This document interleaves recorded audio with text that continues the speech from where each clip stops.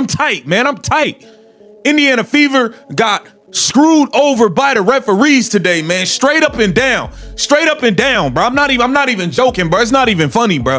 The WNBA refs are complete trash. Last night, fans didn't just watch a basketball game. They watched corruption unfold, live on national TV. The Indiana Fever stepped onto the court against the Atlanta Dream. But from the opening tip, something wasn't right. It wasn't the players. It wasn't the game plan. It was the referees.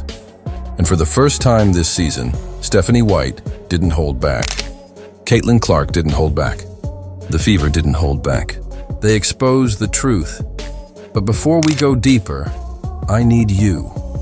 If you believe the WNBA referees should be suspended, if you believe Indiana Fever deserves justice, comment corrupt refs right now and like this video, because the only way this league listens is if the fans make noise louder than the refs' whistles. The first quarter should have been basketball. Aliyah Boston setting the tone inside. Natasha Howard powering through the paint. Lexie Hull hustling every possession. Instead, it was chaos. Boston couldn't even breathe on her defender before the whistle blew. Natasha Howard's first step, instant foul. Lexie Hull reaching for a rebound. Another foul. It wasn't bad luck. It wasn't tough officiating. It was targeted. Every single possession, the referees made sure the Fever were fighting uphill. Meanwhile, Atlanta Dream players shoved, grabbed, and hammered away. No whistle. Same play, different side, different call. And them sliding, they were sliding in the middle of the court. Like, there was a time that Odyssey Sims slipped and did a split, and I thought she was injured. I was scared because she hobbled her way over to the bench. Seems like she shook it off. I don't know what actually happened in that moment, but something needs to be done about that gym. If anything goes in the CBA, fix the Atlanta Dream gym. By the WNBA referees, Kathy Engelberg, you are a pure joke. Fans weren't watching basketball. They were watching sabotage. By the second quarter, Stephanie White had seen enough. She stormed down the sideline screaming, her voice echoing across the arena. This is not basketball. This is a disgrace. She wasn't arguing a close call. She wasn't pleading. She was accusing. Her players were being robbed, and White let the refs know it. Her hands waved wildly, her face red, her words sharp. Cameras zoomed in, fans jumped to their feet, and for the first time, you could see it clear as day. Stephanie White was calling this what it was. Corruption and the refs. They just turned their backs. Business as usual, but then it wasn't just Stephanie White anymore. From the bench, Caitlyn Clark stood up. Her eyes burning, her arms flying, her voice carrying across the floor. She was shouting for Boston, shouting for Lexie, shouting for her teammates who were being torn apart by foul calls that made no sense. Clark isn't even playing, and still, she couldn't stay silent. How is that a foul? She screamed. The camera caught her raw emotion. The crowd erupted. This wasn't the cool, calm Caitlyn Clark. This was a young superstar boiling over, exposing the referees with every ounce of passion she had left. And the message was clear. If you silence her on the court, you cannot silence her heart. But what broke fans' hearts wasn't just the calls. It was the silence. The crowd sat there, stunned. Every fan in the arena could see it. Every call against Indiana, every non-call for Atlanta. Social media was already blowing up. Tweets were flying in. This is rigged. Comments flooding. Refs are stealing this game. They actually won those challenges. So the refs messed up. So I want to show you a couple of these plays. Here's the first one. You can see Aliyah Boston guarding Bree Jones, and then you can see Bree Jones goes up with her right hand and she takes her left hand and kind of pushes Aliyah Boston's hand away. Now they called the whistle right here saying that Aliyah Boston hit her arm, but as you can see, Bree Jones is the one who's kind of slapping away Aliyah Boston's arm. Now they challenged this and Indiana Fever was successful with the call. Sky's joining us. Hi, Sky. And there was another play. Now this one on Lexie Hull got me riled up because this was early on in the game, and this was probably the best defense that Lexie could have played.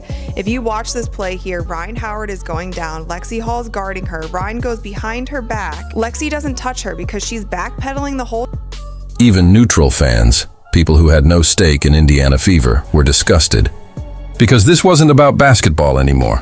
This was about credibility, and the WNBA lost it.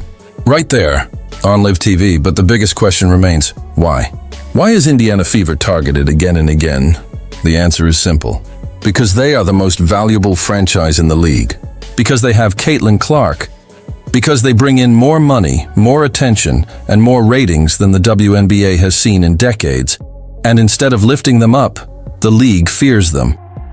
Instead of celebrating Boston, Clark, Sophie Cunningham, and Lexie Hull, they sabotage them, because the truth scares them. The truth that one rookie, one team has saved an entire league, and if Indiana wins, if Clark shines, if the Fever rise, then the rest of the WNBA has to face the reality.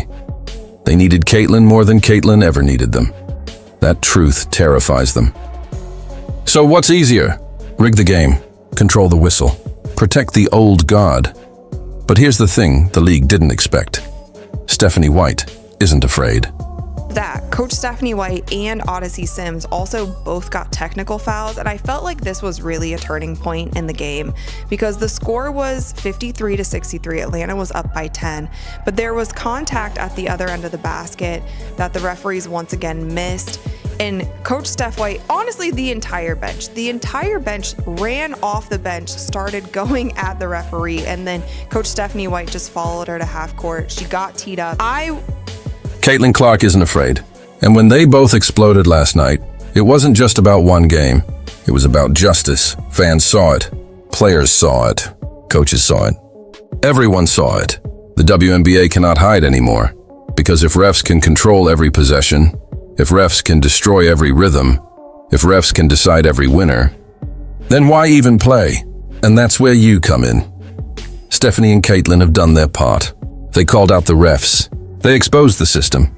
Now it's up to the fans to finish it. The WNBA thinks you'll stay quiet.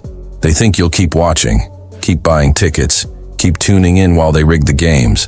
But if fans stand together, if fans call it out, the league has no choice.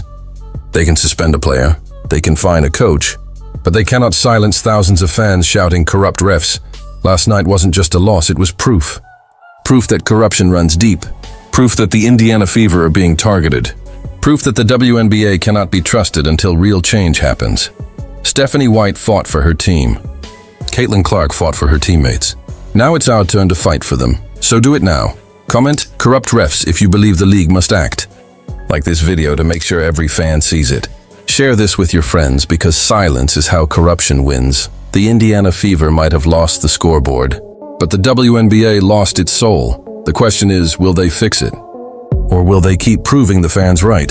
That the refs aren't just bad, they're bought. The ball is in their court now.